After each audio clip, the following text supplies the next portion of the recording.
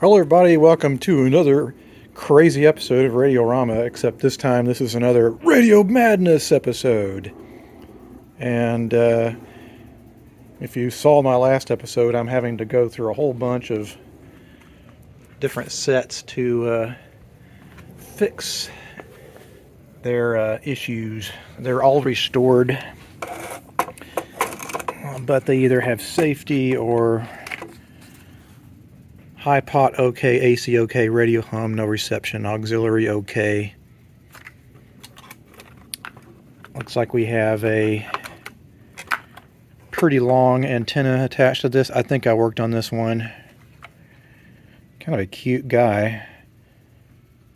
Or gal, I'm not sure what sex radios are. We have a Zenith, an early boomerang, and it says high pot fail. So that's obviously AC fail. Cap is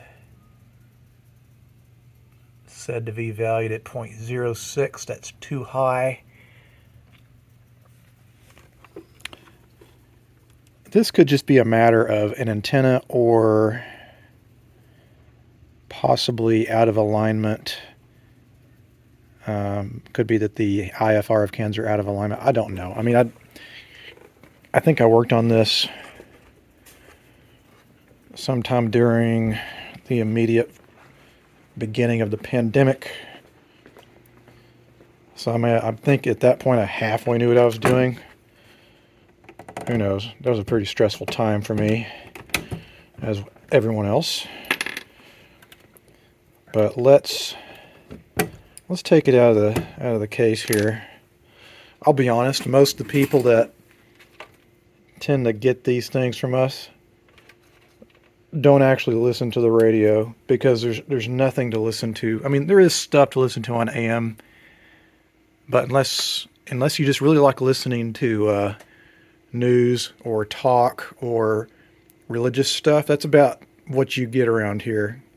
So if the worst comes down to worst and I cannot get the radio to be totally satisfactory, I might just kind of be okay with that. I'm gonna check out what's going on with the IF/RF cans and their alignment. I'm gonna check out what's going on with the antenna. I probably checked the tubes, but I'll check them again. We could have a bad tube in the IF section or the RF section. We'll see. So let's take the guts out and see what's going on inside. All right, so I'm taking a look here, and already I can tell there's an issue here. We have this ferrite rod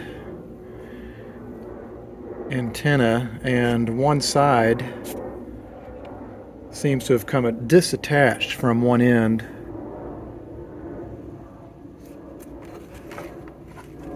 So that would obviously cause a problem. I'm looking underneath here,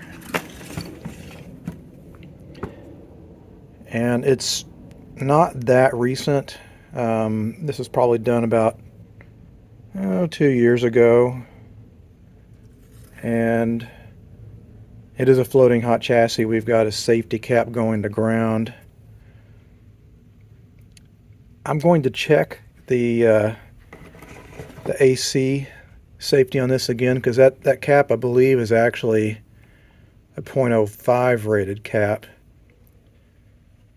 I remember I found a few of these and I assumed they were across the line caps, but they're not. They're just basically gigantic versions of a safety cap. It's 0.05 versus 0.01.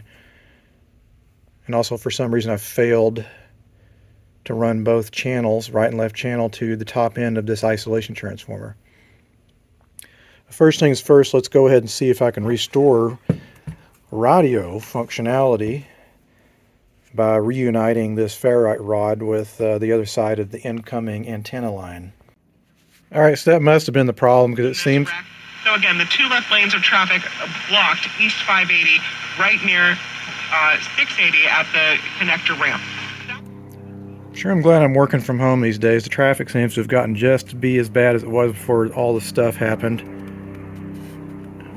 I'm looking at this speaker here, and I thought I had a tear here,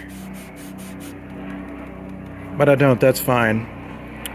I'm going to take it over to my, of course, a helicopter's going overhead right when I'm doing this.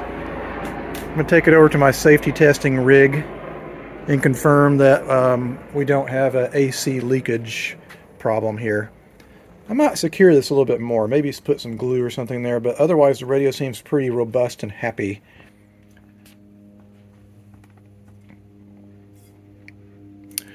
Anyway, I am testing the leakage here. 0.28. That's very low. Let me try reversing the polarity. 0.08. Wow, that's very low leakage. That's very good. So it passes AC leakage, or basically, essentially, we're measuring the current that goes to chassis. That's very minimal. So it passes with outright flying colors. So the last thing I am going to do is properly splice the right and left channels together so we get true proper mono, and then this guy will be ready to be put back together again. So this was nice and easy. I like that. All right, it's working pretty good.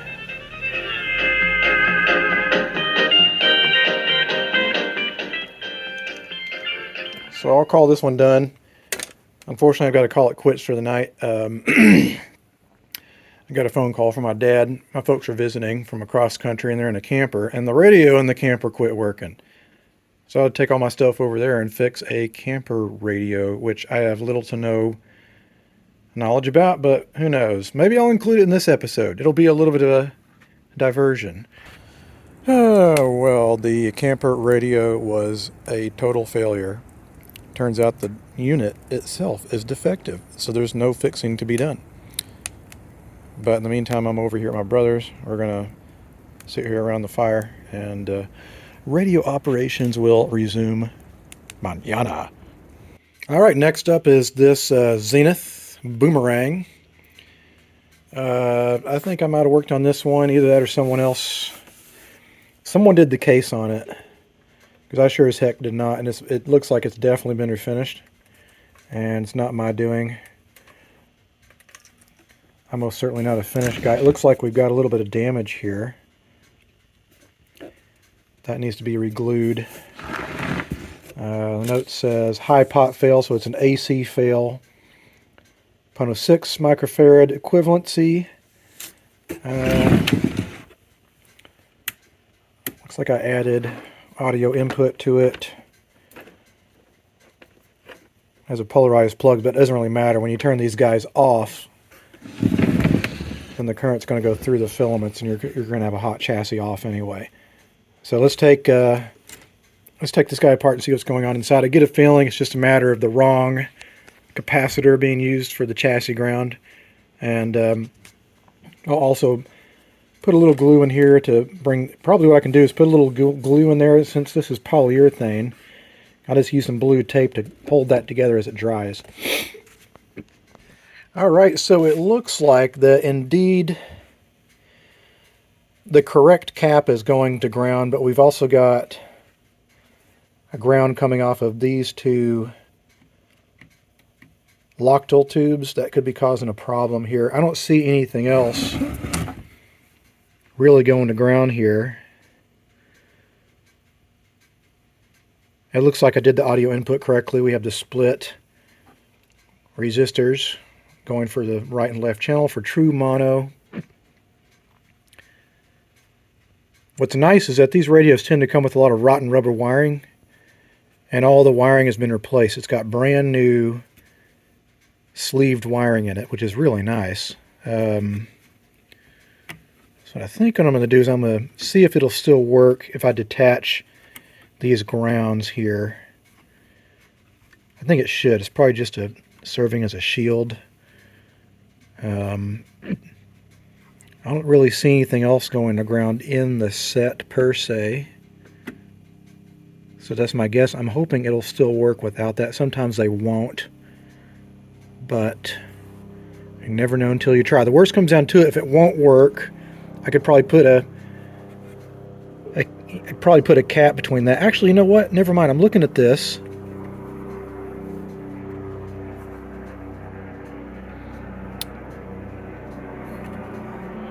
Never mind, that is going directly to ground. So I'm going to clip that temporarily. And of course, a damned helicopter has to be flying overhead when I'm doing this. I'm going to clip this temporarily and see if that'll fix our AC failure. Okay, well, removing that shielded ground definitely has solved the problem here. That is on one polarity setting. Well, 0.009 on one, 0.3 on the other. That's about halfway to our maximum threshold. That said, the performance of the radio is not great. So I'm going to tweak my IF and RF cans a little bit here. I can't tell you how valuable it has been to my family and our house. Pacific Coast Termite uses orange oil, no fumigation to force you to bag your food, protect your pets, or move out of your home for a few days. Pacific Coast Termite is a trusted company. They've been with Kate years and are A+ rated by the Better Business Bureau. If you call now, you get 10% off termite treatments. They also do apartment buildings, businesses, and restaurants. Have you noticed rodents? Yikes. Pacific Coast Termite takes care of that problem too. Call 800-PACIFIC. 800-PACIFIC. That's 800-722-4342 or PacificCoastTermite.com. All right, so that's our quickie realignment. And we have our audio input, which is already installed. I'm just going to make sure and remove that lead that I just clipped entirely so it's not going to touch anything.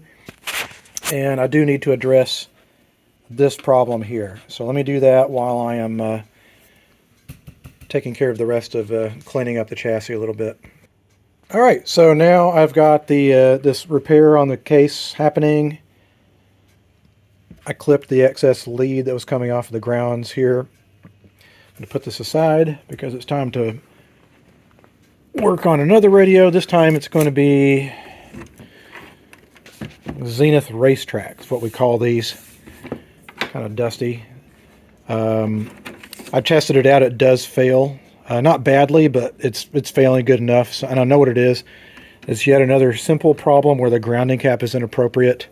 So I'm going to pull the chassis and we'll take a look what's going on under there. Wait for this to dry.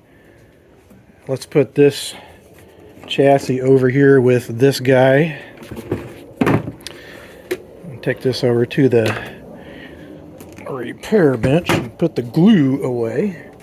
And let's take this one apart and see what's going inside of there. This is an older restoration, so no telling what I'm going to find. The other thing that's kind of crucial about these racetrack sets is that you will bend these unless you tune the dial all the way to there where that little slot is. You see that? That way you can just push that out of there so you don't bend it when you pull the chassis out. All right, yeah, this is a little bit of an older restoration back when I didn't know what I was doing. And indeed, we have a big fat cap going to ground here. 473K, that is 0.047 going to ground. That would explain our out of whack AC safety requirements. Also, this is how I used to do these. This method does work, by the way. It's just it gives you really crappy sound quality. If you want to run audio input and you don't want to use an isolation transformer, I was using a pair of 0.01 microfarad ceramic caps, one for the positive and negative. Does the same thing as like putting a safety cap to ground that essentially reduces the amount of current down to a minimum. Isolation transformers are much better. The fidelity is better. There's absolutely no leakage. So I'm going to redo this audio input feature, and I'm going to replace this cap with a safety cap, and that should properly return this set to both safer operating conditions as well as better audio quality. All right, so I succeeded in getting the audio connected.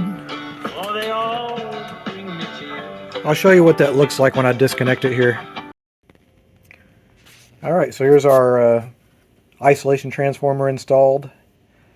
Luckily it fit just perfectly right here. There's a slot that the chassis slides into in the case, and luckily that just fits perfectly right down the middle there. It slides right in. going to put just a little bit of glue here just to make sure none of this stuff touches, which could mess up the audio. But I believe maybe I'll just do a cleanup here, but otherwise it should be good to go.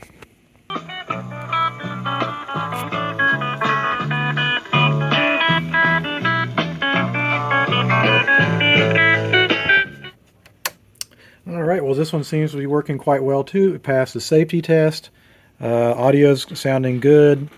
It's in pretty good, nice, original condition. So it can be added to the growing pile of radios. Now, the last thing I'm going to do is reassemble the Boomerang Zenith. This glue has set and I can take this tape off, put that back in the cabinet, give it a final test. Alright, the clock is ticking. 6 days until the auction. And we have about 100 sets that are all ready to go, including these bad boys. This amp on the bottom itself weighs 143 pounds. Bunch of interesting Euro sets. This is just some of them. The rest of them are all back there. I had to make a pit stop because I needed to get some fuses and fuse holders. But I am going to go back home and resume working on the remainder of the sets that I have until Saturday. So like I said, the clock is ticking. I'm having a hard day though because my cat is sick again, my elderly cat. So anyway, maybe I'll go back and work on a few to get my mind off of things for a little while. All right, next up on the to inspect and fix process is this Firestone radio. I overhauled this maybe about 3 or 4 years ago. It was a basket case. It had been left out in the rain, and so all this was peeling up, and so I had to glue it all back together again. And it is a transformer powered set. Firestone Air Chief model 4-A-23. Yes, it's the same Firestone that makes tires. Subsequently, they also make beer. So if you ever buy Firestone Walker beer, it is the same family that makes tires. And at one point they made radios. So interesting, diverse amount of thingies. Anyway, it had not been working, and the 6S K7 tube had gone bad, so I replaced that. Clearly it has an audio input here. Since I did it such a long time ago, it probably is not properly split in mono, so I'll do that while I'm in here as well. But I need to pull the chassis out, and I'm going to install a fuse. It's pretty important when you have a set that has a transformer in it. When they start to be this old, you never know. Could the windings short out? And if they do, you don't want it to fry the transformer. Instead, you want to blow the fuse before anything bad really happens. So I put an inline fuse, the AC cord, and if it gets overloaded, it'll blow the fuse. And I use a 1.5 amp slow blow. They kind of have this, I'm not sure if I can film this properly. It's like usually wire wrapped around a piece of fiberglass cord of some sort. Anyway, I'll stop yapping. Let's pull the chassis out and take a look inside. See what horror shows there's going to find from years ago when I wasn't as experienced. It's actually looking pretty good under here. I guess my 4 or 5 year ago self did an okay job here. I did not split the audio into true mono, so I'm going to run both channels right and left through a pair of 90 ohm resistors, and then one end ties together, and then you get your true mono. And then I'm going to install a fuse. Probably going to drill a hole up here and have the fuse. Basically, this will go on one end of the fuse over here. The other end will connect to that end. That gives us our fusible AC link there. It looks like everything's actually in pretty good shape underneath here. So I will do those two things, and then we'll give it a test before I put it back in the case. But this one I think is going to be pretty easily in the can. Alright, well, we have the fuse installed over here, and we have our split mono incoming line. What I'm also going to do before I put this away is I'm going to put a little hot glue on that knot, so if someone yanks on it, it's not going to move anywhere. But I've got my Bluetooth running through the audio connection. This happens to have a pretty large speaker, so it's actually a pretty good sounding set. Took her on the hillside, and there you took her alive. You dug the grave 4 feet wide, and you dug it 3 feet deep. Rolled the cold clay over her and trod it with your feet. Alright, so let me do the final globbing of the glue and reassembly, and this one will be ready to add to the pile of completed sets. Alright, well, this guy is now done. I've brought it back again. This is the second time that I've had to do a repair on it. Well, the first time obviously was the major restoration. The second time was just replacing a tube. But it's a healthy radio, and it's got a good, nice sound to it. Nickel just to shine one shoe. He makes the oldest kind of leather look like new. You feel as though you want to dance when he gets through. He's a great big bundle of joy. He pops the boogie woogie rag, the Chattanooga shoe shine boy.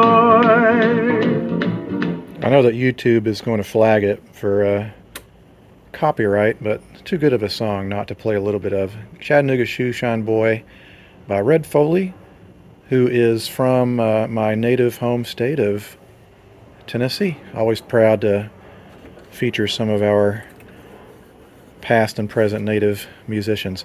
Anyway, I'll add this to the pile of radios. I've got quite a few more to go through, including some sets that got actually donated yesterday. One of them being this pretty nice Crosley with a kind of a salmon color grill. And this, I think it's a Sylvania. Yeah, Sylvania in a red cabinet. I've done this in a black cabinet. Red's not as common. And then we have a General Electric portable. It says AC fail, radio okay. I'm not sure if it's actually been overhauled. This could be all completely original. There's a bunch in my office too, but I'll go through and see what is the next easiest, lowest hanging fruit, because again, I've got 6 days left to bring the total amount of sets that will be available in our booth to between 60 and 65 sets. That's not the auction sets, these are the retail sets. Alright, next up we have a Philco Hippo. That's the nickname of these guys. I don't really see a hippo. It looks more like a frog. But anyway, it says works, fails safety, 2 milliamp leak. Needs back cover. I'm not sure if I can make a back cover for it. Most of these don't have the backs anymore, but I don't know what the story on this one is. It looks like we have a new cap here. So if someone made an effort to put a cap on the antenna coil, it's probably been recapped. My guesstimation is that I know these sets from the factory, the cap to ground was basically 0.2 microfarads, which is a huge value. That is 20 times larger than current safety requirements. So I'm going to pull the knobs off, pull the chassis, whoops, and see what's going on inside. See if I need to make any sort of changes or adjustments. And I'm not sure if I'm going to add an audio input to this. Usually these are collectible on their own. Quit filming. For some reason I can't get my camera to stop filming. Well, it looks like this one's actually been recapped and overhauled.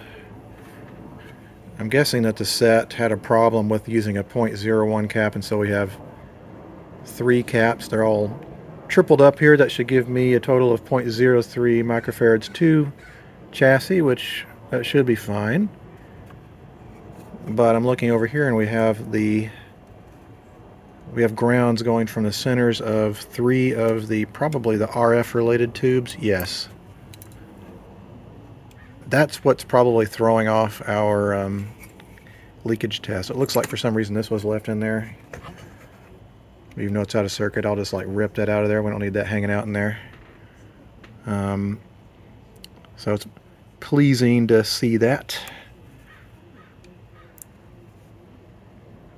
I don't know if I care for this. There's a piece of metal. What does this do? Is this some sort of strain relief? Yeah, I guess it is. Well, I guess that works pretty well. If you yank on it, it doesn't chafe the edge of the cord. Okay, I guess I'll leave that there. Fine, whatever.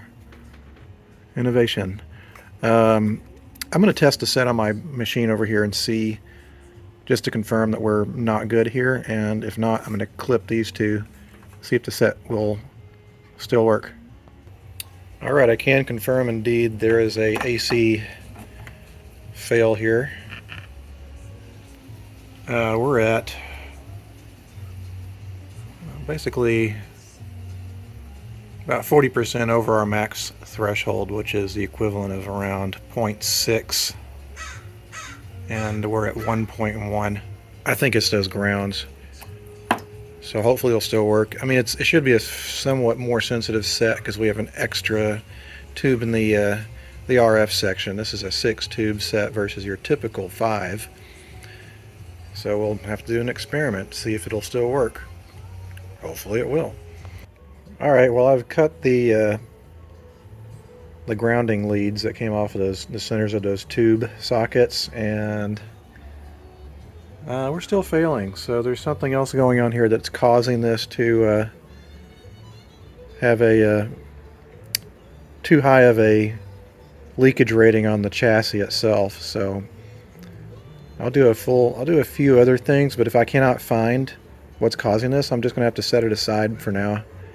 Because again, I've got a lot of other sets that need addressing in a short amount of time. That's kind of disappointing. Usually I don't have a problem with these hippos. So I know that Philco had a tendency to change their circuit designs sometimes several times, even in one model year. So maybe they made a change here that I'm not aware of.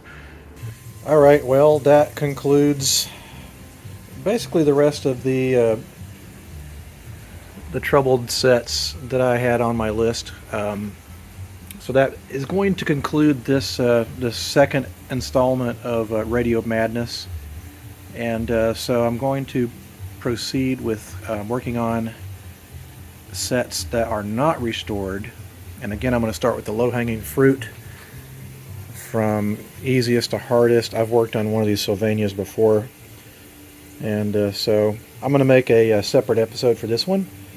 But that concludes this episode. Anyway, thanks so much for bearing with me. I know that this has been kind of haphazard. But again, this is a big event that we've been preparing for. And the pandemic put it off for 2 years, so this is going to be exciting. So if you like what you see, please push that like button.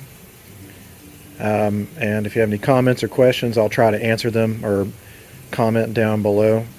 And until the next time a radio comes across the bench, which is immediately, I'll see you next time.